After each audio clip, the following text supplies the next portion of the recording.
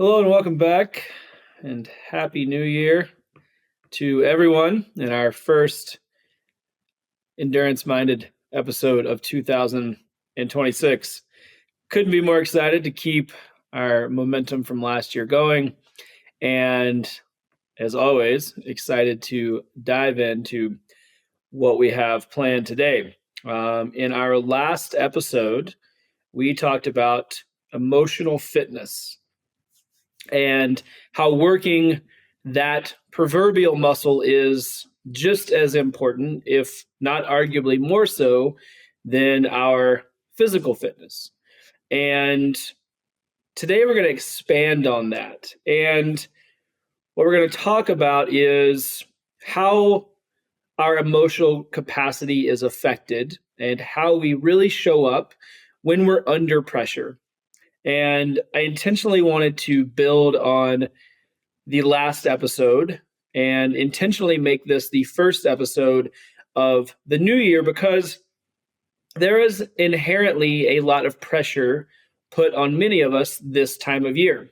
There is pressure to plan, pressure to strategize, pressure to have everything figured out, pressure to make this year the quote unquote best year, pressure to be a new you now that it's a new year. And I think regardless of where you're at in that process or how any of those things manifest, I think there again is an inherent amount of pressure that comes with this time of year to feel like you're capitalizing on the opportunities, that you're setting yourself up for success, that you're doing things now that are going to yield results in the future. And so with that comes very real pressure, and this is where our emotional capacity comes into play. And so in the last episode, we talked about how our emotional fitness is really part of our awareness. We talked about how you can recognize the role and value and then ultimately build and strengthen your emotional fitness. So if that was the awareness component, today we're going to talk about application. We're going to talk about the application of that under stress, which is exactly where high performers and those with big aggressive goals get exposed. And what we have to understand, I think, is that pressure doesn't make us emotional. It shows us how much emotional capacity we actually have. So you hear that all the time, right? Some people are emotional, some people are not emotional. These tropes tend to come out when there are pressured situations, a challenging conversation, a challenging situation, a challenging season, something that doesn't go as planned. One person responds in a way that seems that it is more under control, and another person might respond in a way where we might label that person as emotional. And again, I think the caveat here is that the pressure is not what makes us emotional or not emotional. What that pressure does is it shows us how much capacity we actually have, specifically how much emotional capacity. And so let's just think about scenarios where this can show up. It can be before big events. For those of you that are athletes in our audience, it's a big race. It is the pressure. It's all of the preparation. It's everything leading up to this big singular moment.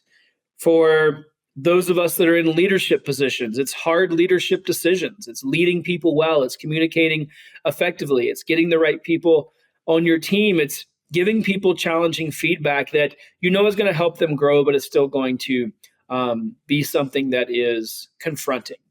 It's difficult conversations. It's high stakes experiences, putting new things out into the world, inviting new people into an experience, anything that has high stakes and that is new and holds a lot of pressure. Everyone thinks that they'll rise to the occasion. We all would like to imagine a scenario where when any of these things happen, we rise. We meet the challenge with the appropriate level of preparation, with the appropriate amount of preparation. But the fact of the matter is, and the reality is, that most of us collapse to the lowest level of our emotional capacity. And so we only rise to the level at which we have the capacity emotionally to handle the pressure of the situation. And so what I really think here, if I was to offer up a bit of a thesis before we kick off this episode and get into the meat of what we're going to talk about today, it would be that emotional capacity, not willpower, really determines performance under pressure. Again, we like to imagine that we can just kind of will this thing into existence, or that we can will it into submission and wrangle the bits and pieces, and we can manifest and rise to be the person that we need to be in this situation. But ultimately, this is kind of that willpower-based approach. And what I would like to offer up, again, as a bit of a thesis to kick us off, is that our emotional capacity is really what determines our performance under pressure. And so what we need to know and keep in mind is that pressure, it doesn't expose weakness, it exposes capacity. And what the good thing about that is that is solvable. Because if pressure exposed weaknesses are hard to bolster. Not saying they can't be improved, but those are more challenging things to solve for. When pressure exposes capacity, when we recognize that that's the equation, capacity can be bolstered. That's something that we're going to talk about today. And I want to leave you with what you need to walk away with, things that are going to help you increase your capacity so that you can handle more pressure. Because there is not a scenario, or it is not worth talking about whether or not we can reduce the pressure. I think pressure is a very real part of life. I think pressure is good. I think pressure can bring out the best in us, but we have to be prepared for it. So knowing that we can't remove it, or that is not the end goal, but rather we need to build ourselves up in a way that allows us to rise to the pressure and build the emotional capacity to deal with it. So let's start by defining what emotional capacity is. Here I am talking about capacity, and we're going to build it, and that's what really dictates things, not our willpower. Well, what is emotional capacity? What it is how much emotional stress you can hold without losing access to your clarity, to your regulation, and to value-based action. Right, I'm going to say that one more time. So emotional capacity is how much emotional stress you can handle without losing access to three things. One is clarity, the second one is regulation, and the third one is value-based action. And that's important because clarity is pretty straightforward. Right? How do I remain clear amidst all of this pressure, amidst all of this stress, amidst all of this mounting pressure and decision fatigue and all of the things that happen when we are in stressed and pressured environments? We would like to remain clear. Next, we need to remain regulated. So we talked about this with emotional fitness in the last episode, but regulation is a key component to making sure that we show up as our best and operate at a high level.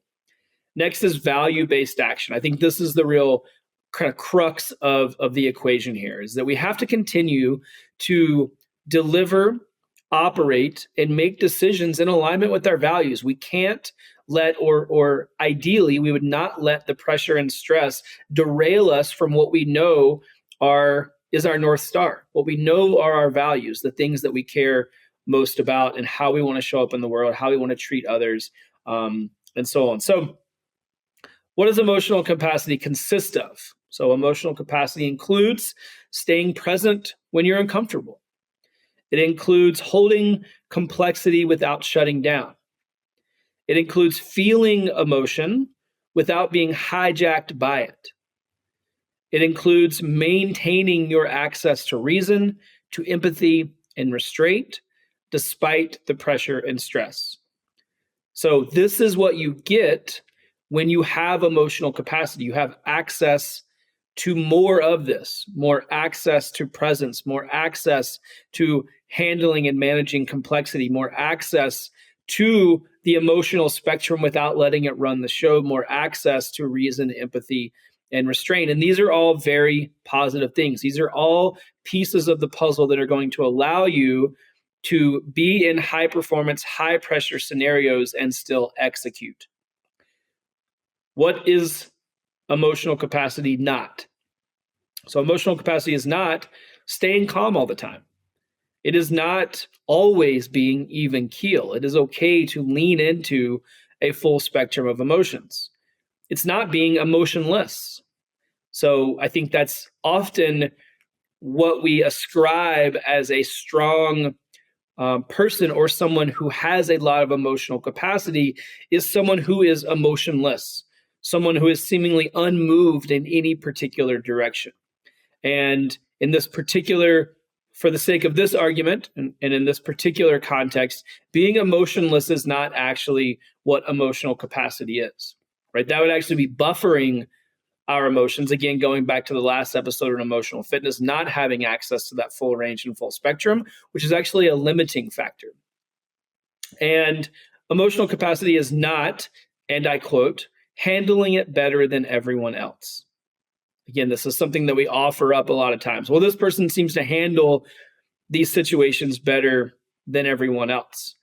And again, that might be the case, but that's not the sole marker of someone who has developed the full expression of their emotional capacity. So often, this handling it better than everyone else can come from being emotionless or attempting to stay calm all of the time versus really fully expanding that emotional capacity. So, capacity isn't about eliminating pressure. It's about expanding what you can hold. And that's really what I want to dive into today. And that's what we're going to continue to flesh out. Is it's not about getting rid of pressure, like I said earlier. Pressure is a very real part of our lives. It's a very real part of driving for big goals and striving and setting yourself up to reach your full potential. So, with that in mind, we have to recognize that the capacity is not about eliminating pressure, it's about expanding what you can hold. So now let's get into why does pressure shrink our emotional capacity? So why are we honing in on pressure specifically? Because there are other things that happen. There are other challenges. There's other ways that things can and do manifest and show up in our lives that are not necessarily pressure or stress. But why do we want to talk specifically about pressure? Why does pressure shrink emotional capacity? And there's several places here, and I really want to give some depth based on some science informed reasoning. So I'm not just pulling this from the hip or shooting from the hip or pulling this out of my back pocket. This is real science based evidence of why pressure shrinks emotional capacity and why it matters. First one is it overloads our nervous system. So again, we're talking about pressure specifically in relation to our emotional capacity. First is that it overloads our nervous system. So under pressure, the nervous system prioritizes survival. We move into fight or flight or freeze. And what that does is it narrows our thinking. We get tunnel vision. When we're in that place from a nervous system perspective, we move into that classic evolutionary response of fight, flight, or freeze. We can't see all of the options and opportunities. It narrows our thinking. And so our emotional bandwidth collapses. We don't have access to all of the tools and resources that we would typically have. And again, we're talking about why pressure shrinks our emotional capacity. First one is that it overloads our nervous system. The next is that we have a narrowing of our cognition. So we lose access to nuance, largely in part to this fight, flight, or freeze. Again, we can't see all of the options. We lose access to nuance. Black and white thinking actually increases. So with that lack of nuance, things become polarized. It's this or it's that. And as we all know, so often in the way that we pursue problem solving, black and white thinking does not work. We have to think outside of the box. We have to communicate differently.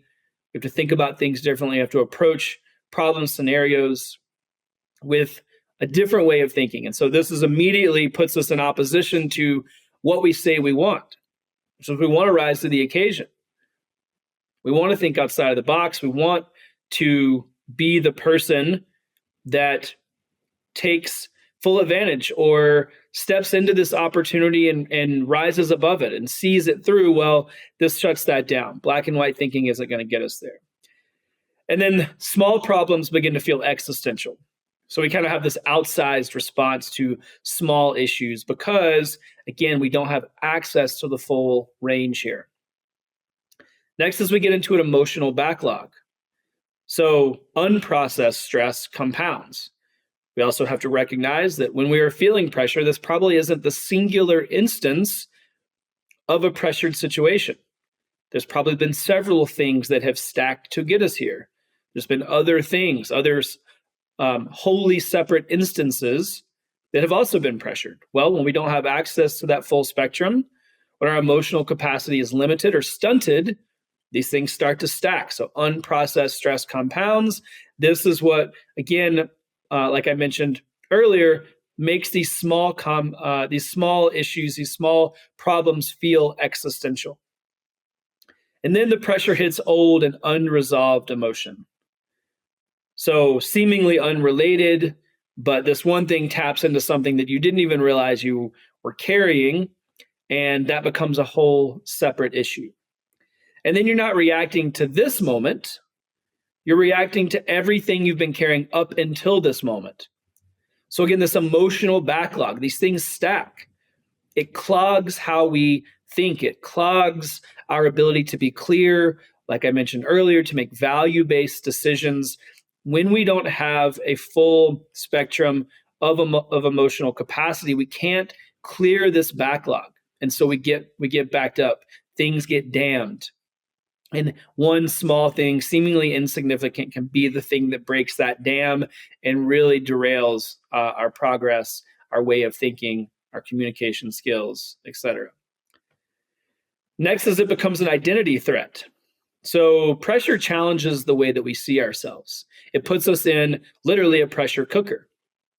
It puts us in a highly what's the word I'm looking for? It puts us in a stress scenario where everything becomes a magnifying glass. All of our weaknesses are compounded, they're exacerbated. We hope to lean on our strengths more, but pressure has a way of pulling out the things that we are already not confident about, whether it's about ourselves or our skills, the way we show up. And this becomes an identity threat. Again, pressure challenges the way we see ourselves. It forces us to ask the question, what if I fail? What if I disappoint people? What if I'm not the person that can rise to the occasion? So that identity threat really equals an emotional overload. We know that it's, again, things keep stacking.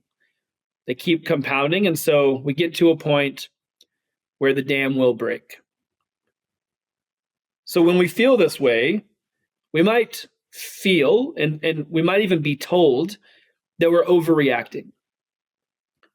But when pressure is applied, and when it inevitably impacts our emotional capacity, we have to remember that we're not overreacting, we're just overloaded. Because our capacity is limited. We have outstretched, outpaced, outworked the capacity that we have available right now. So with that in mind, I want to move even to a more granularity and talk specifically about how low emotional capacity shows up under pressure.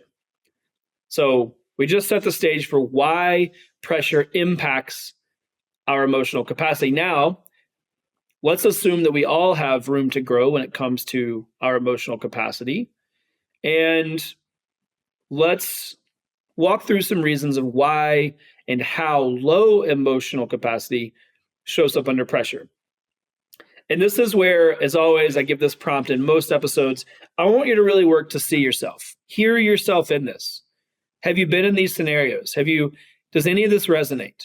Does this language connect? Now, it might not all connect. I don't expect that to be the case, but I want you to work to hear yourself and your lived experience, how you feel under pressure in what I'm about to walk through. So low emotional capacity shows up under pressure in several different ways. The first one, reactivity.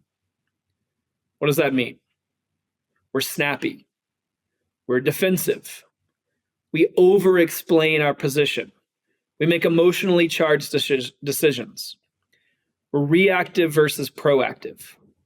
This is something I've talked at length about on this podcast, but the reactivity nearly always creates a scenario where we're not making our best decisions. Now, there are instances where we certainly have to be reactive. We have to make snap judgment calls. We have to fly by the seat of our pants and do what's necessary in the moment. But generally speaking, when we are operating from a place of a low emotional capacity, we're in a pressured situation that's going to lead to reactivity, which is not going to yield the best results. We're going to be snappy. We're going to be defensive. We're going to over-explain our position, and then we're going to make emotionally charged decisions versus data-backed, science-backed, values-backed decisions. Next is we seek control. So micromanaging is a classic example of this. We don't trust, we're reactive, we're nervous, we're afraid that this pressure means something about us. And so instead of trusting other people to carry out their part of this situation, this scenario, this project, this whatever, we micromanage, right? So we're seeking control. We overdo it. We overdo it physically. We overdo it mentally. We overdo it from a work perspective. We could call this overtraining. We could call this overworking. But we try to outwork what we feel is a discrepancy or an ineptitude within us. Then we overplan. So again, this is control seeking. If we can outplan it, if we can think about every specific detail, if we can overwork, then that's going to give us the control we need. We feel like we can grab the reins with that. And then we start to grip tighter versus adapting. So as we get new information, as new people come into the scenario, as new opportunities present themselves, we're not interested in adapting. We're not interested in listening. We're going to hold tighter. We're going to grip it even tighter, and we're not going to be interested in adapting. Next, we shut down emotionally. So there's detachment, there's avoidance, the sentiment of, I don't even care anymore. Whatever's going to happen is going to happen. I've tried my best. I can't do it. Right now, I'm not saying that any of those particular phrases are wrong, but I want you to hear the sentiment. I want you to hear the tone. When you say, I don't care anymore, and you say it through the lens of shutting down, of feeling like you don't have access, of feeling like you don't have any more capacity to give, that's when we know that low emotional capacity is actually what's stopping us when we're in a high pressure situation. And then we can go numb instead of being present. So once I say I don't care anymore, then I shut down, whatever. I'm not concerned about the outcome. It doesn't matter anymore. I'm just going to go numb instead of being present. Then our values start to drift. So we act out of fear instead of values. We make scarcity-based decisions versus value-based decisions. We start to say things we regret. So instead of holding true to our values, we communicate from a place of fear and scarcity and lack. And that's going to mean that we say things that we regret because they're not in alignment with our values. We start to make short-term decisions that damage long-term trust, both within ourselves as well as others. And so our values start to slip. We're not communicating, we're not acting, we're not behaving in alignment with the things that we know that we care about. We just don't have the energy, the capacity, the bandwidth to do it anymore. That's what it feels like. Then our performance collapses. So at the end of this road, what really happens is that we're not delivering. You know what we need to do, but you can't access it. You feel too tired, you feel burnt out, you feel overworked, you can't think clearly. Whatever that is, you know what you need to do, but you can't do it, and so performance declines. And then the skills that you once had tend to disappear under stress and pressure.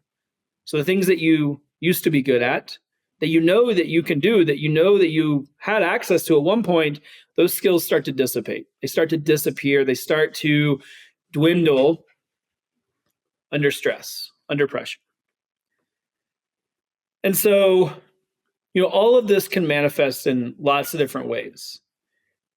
We know certainly from a leadership perspective that what this can look like is that an individual can be technically capable. They can do the job, but they're emotionally volatile. They're not good at communicating. They put other people down. They don't set people up for success. The list goes on, right? We all know this person.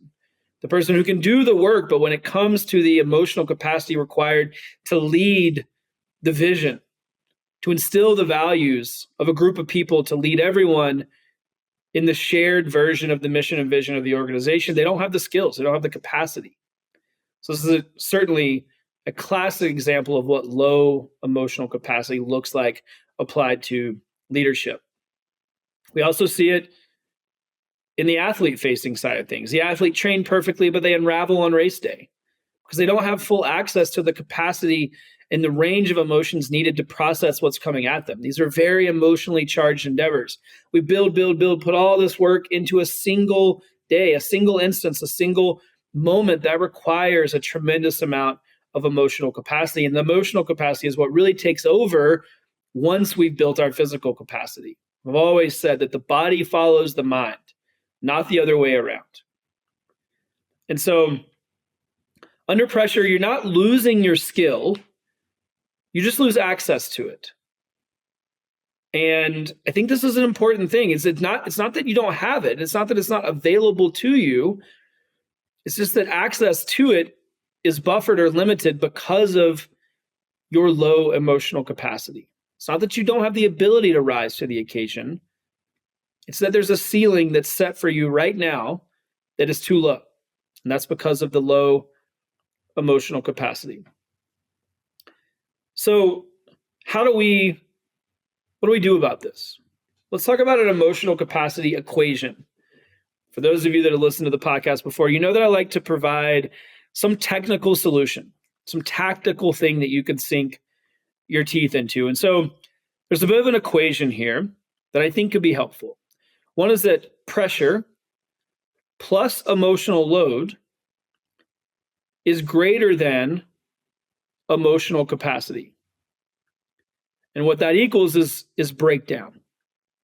Right? So when we have pressure and emotional load, we know that overrides our emotional capacity. And when that happens, when we make that pressure and that emotional load more than our emotional capacity, that's what equals a breakdown. So let's talk about what makes up these parts of the equation. So first, pressure. What is pressure? Where does it come from? It comes from external stakes. It comes from things outside of our control. Certainly so much pressure is applied on us and to us. It's not something that we create ourselves. Now, it certainly can come from ourselves, and I'll talk about that in a second, but largely pressure comes from external stakes. Then it comes from expectations that we place on ourselves as well as expectations that others place on it. We feel a tremendous amount of pressure internally based on expectations. Again, those expectations can come from ourselves, and they can come from others. And then pressure comes from time constraints. So we just run out of space. Things become more pressured because we're running out of time. Now, what's emotional load? Emotional load is stress. Emotional load is unprocessed feelings. So again, those things that we've just kind of backlogged, we haven't dealt with, we've pushed down. Maybe felt frustrated or sad or angry, but we never, because of our low emotional capacity, we didn't have the opportunity, the time, the ability to deal with that, so we shut it down. And so that becomes emotional load. That stacks. It's another brick in the wall. It's another brick in the dam that's going to eventually clog things up. Emotional load comes from fear around our identity. I'm not good enough, I'm not strong enough, I'm not smart enough. Maybe I can't do it. This is part of the human condition, I think. Certainly we're always grappling with our own identity. And as the saying goes, the biggest problems I've ever had in my life never actually happened. Meaning that our internal stress, our internal wrestling with who we are and how we do things and what's going to happen, that's what so often derails us, and that's what puts pressure on us. And then tensions with relationships. So again, where does emotional load come from? Relationship tension, relationship with ourselves as well as relationship with other. What is capacity? So capacity is our ability to regulate. It's our ability to take in the information, feel the emotion, understand how to navigate it, mitigate it, where to place it, and then how to leverage what we're feeling to then come up with a response that is in alignment with our values and how we want to show up and what our goals are. It's awareness, knowing again that all of this full spectrum is there. What do we pull from? What do we lean into? How do we show up as our best? How do we rise to the occasion? But awareness, we're processing. Regulation or capacity is recovery. We have to be able to bounce back. It's the ability to move from one upset to the next, one pressured scenario to the next. We can't continue to carry the stress and the burden of one situation into the next. That's what starts to bog us down. That's when we feel that limited skill set. So we have to be able to recover. We have to be able to clean the slate, move through that thing, process it, and then move on. Next capacity is support. So knowing that we have other people. We can't manage all of this ourselves. We can't process every single piece. It's not all up to us. We have to have people in our corner. So again, just to reiterate, the goal here is not less pressure. By all means, put yourself in environments that force you to thrive, that force you to rise to the occasion. What I don't want you to do is put yourself in environments where that continues to erode your confidence, continues to erode your emotional EQ. It continues to erode how you show up as a leader, how you show up as a friend, as a partner. So you don't need less pressure. What you do need is more capacity. So again, I'm not advocating that we get out of pressured situations. What I would like to advocate for is that we bolster our capacity. And when pressure exceeds capacity, something is going to break. It's usually us. Let me say that again. It's a very simple equation. When the pressure exceeds our capacity, something will give. It will not continue to just stack, stack, and stack. This is a relatively fragile ecosystem. So when pressure exceeds capacity, something will break, and what breaks is usually us. All right, so how do we expand our emotional capacity? What do we do about it? Like, yeah, great, Taylor. I'm with you. 100%.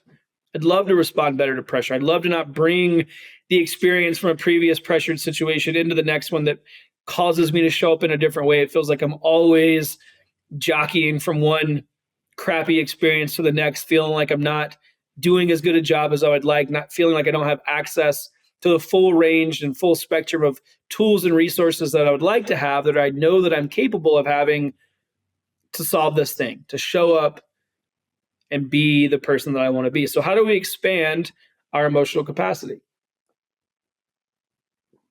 Let's get into it. We're going to use a framework, and we're going to use capacity as a way to break this down. The word capacity, broken down, each letter is going to stand for something. And we're going to use that as a framework to think about how we can expand our emotional capacity. First one, C. We're going to clear the emotional residue. This is really this is the biggest piece. If you take nothing away from this podcast, your ability to clear this residue, clear the slate, move from a pressured environment, a pressured scenario to the next without carrying residue from that previous scenario into the next is the key piece. Because as soon as we don't do that, we're immediately limited in our capacity. Right? We immediately, if we have 100% in the first scenario, we carry 10% of that previous scenario into the next pressured environment, pressured scenario. Now we have 90%. Right? We do that again, then we have 80%, and so on. You could see how in very short order, this starts to get us straight down the path of having zero capacity. So the first one, C, clear your emotional residue. Don't carry yesterday into today. Don't carry the emotions of yesterday into today. Don't carry the emotions from those experiences into the next. Simple ways to do this are things like walking, voice notes, journaling. I've talked about this in the podcast before. I don't care how you do it. You got to get it out of your brain. And whether that's through movement or small bouts of quiet time or 5 deep breaths or however you want to process that, you have to clear the emotional residue. Next, we're using the word capacity as our framework. The A in capacity is we're going to anticipate the pressure. Pressure can be and typically is predictable. So if we can be proactive and not reactive, that's going to put us in a much better place to show up. So we know that pressure can be predictable. We're going to look to forecast that. We're going to rehearse our response. We're going to rehearse not just our actions, but also our emotional response. How am I going to feel? Am I going to feel angry? Am I going to feel anxious? Am I going to feel calm? Am I going to feel centered? Am I going to feel present? We get to decide how we show up, and we can rehearse those emotions, not just the task orientation associated with that pressure. So, easiest way to do this is just to ask yourself, what will this bring up for me? I know this next season. I know next week I'm going into a crazy week at work. What's that going to look like, right? Pressure is predictable. So I can ask myself, what will this bring up for me? And then map that out. The easiest way to make this happen is to get ahead of it. So you're not blindsided when these things happen. The P in capacity, we're going to practice regulation when the stakes are low. We're not going to wait for this biggest benchmark defining moment of our career or life. We're going to practice regulation under low stakes. You're going to train your emotional control when it doesn't really matter. Small, easy conversations with a friend, with a partner, with your kids, with a coworker. Train your emotional control when the stakes are low. Make small reps of uncomfortable situations, right? Don't wait for that conversation that you need to have to stack. Just go do it. When the stakes are low, again, train your emotional control. Next, the A in capacity. We are going to anchor to values. So we're going to recognize that values give us stability. Specifically, they give us stability when our emotions spike.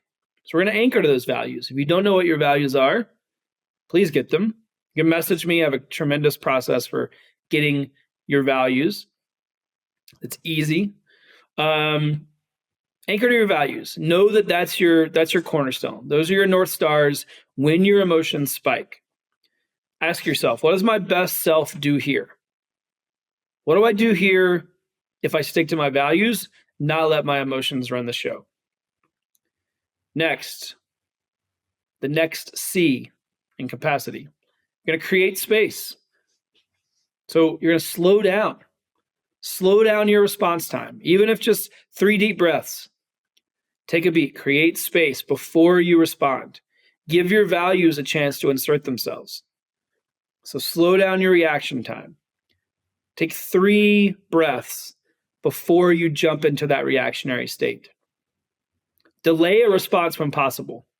I can't tell you how impactful it is to just sleep on something. If you have the ability to sleep on it, sleep on it. Take 12 hours. It's amazing what just taking a beat can do. And if the time constraints allow, sleep on it. Delay your response when possible. Next, you're going to increase support. You're going to increase the support around you. Pressure, when it's handled alone, shrinks our capacity. It's always going to be better when we have support, when we have people around us. So know that when pressure is handled as a group, as a unit, when it's shared, capacity expands. So it's coaches, it's peers, trusted relationships, coworkers, people you can lean on. Increase your support. Next, the T. Get close to the end of the word capacity here. You're going to train recovery. So capacity rebuilds when we recover. So you're going to train shedding, clearing that emotional residue, and then recovering afterwards. Capacity rebuilds in recovery. We need that space. So that's just emotional rest, a chance to take a beat, a chance to unplug, some silence, a little stillness, go for a walk, take a yoga class. It doesn't have to be big, grandiose. You don't have to go on a vacation. Just make sure that you're training that muscle of recovery to create space for increased muscle capacity, to create space for pressure when it comes, not if, but when. And finally, why? You're going to do your identity work. You're going to detach your self-worth, your identity from the outcomes. You're going to show up. You're going to work to have as much emotional capacity as possible. You're going to stay in alignment with your values. You're not going to be reactionary. You're going to do all the things that we've talked about, and you're going to know that that's the best version of yourself. And whatever the outcome is, it doesn't mean anything about you. So you're going to detach your identity or your self-worth from the outcomes. And then we know too that pressure decreases when your identity is secure. When you know and you show up and you're locked in and you know your emotional capacity is high, you can handle pressure, you can move from one pressured scenario to the next, you can process that information, you can lead well, you can communicate well in those environments. We know that our identity becomes more secure and pressure decreases because we know we can handle it. Just think of a scenario. Think of a time when you knew that you had it. When things don't feel as pressured, when you know that you're locked in versus when you're doubting yourself the entire time. So let's think about how we can audit our emotional capacity. I want to leave you with something that you can sink your teeth into, that give you a tool. You can see where you're at right now. And then given what we've talked about today, you can expand that. Bit by bit, little by little, you can build and increase your emotional capacity. So I'm going to ask you to rate yourself 1 to 10. If you have something to write with, you can pull out your phone. You can fast forward again to this part. I'd encourage you to go through this and actually do this exercise. Rate yourself 1 to 10 in these areas. Emotional regulation, 1 to 10. 1, not good at emotional regulation. I fly off the handle quickly. I very quickly move to the worst case scenario. Very quickly let myself get pulled into scarcity, fear. 10, I'm very emotionally regulated. I understand the full spectrum of emotions, but I can choose which one I want to deploy in alignment with my values. Also, don't let a particular scenario derail me for an undue amount of time, right? I don't let the response become outsized to the scenario. How emotionally regulated are you? 1 to 10. Next, your stress recovery speed. How quickly do you recover from stressful scenarios? 1 to 10. 1, lowest, 10, highest. Next, your identity is stable under pressure. So how good are you at making sure or keeping in mind that that pressured scenario does not mean anything about you? It is not your identity, how you show up in that. Rate yourself 1 to 10. Then rate yourself 1 to 10, your support systems. When you're in pressured scenarios, do you go at it all alone? Or do you invite other people in? Again, pressure is always going to be higher when we're alone. Think about pressure disseminated across a few people versus pressure that is focused on one individual. Which one do you think is going to feel different? Which one's going to feel better? Which one's going to invite different perspectives, different scenarios? It's going to allow you to lean on your strengths, but also you're going to invite people in that bolster your weaknesses.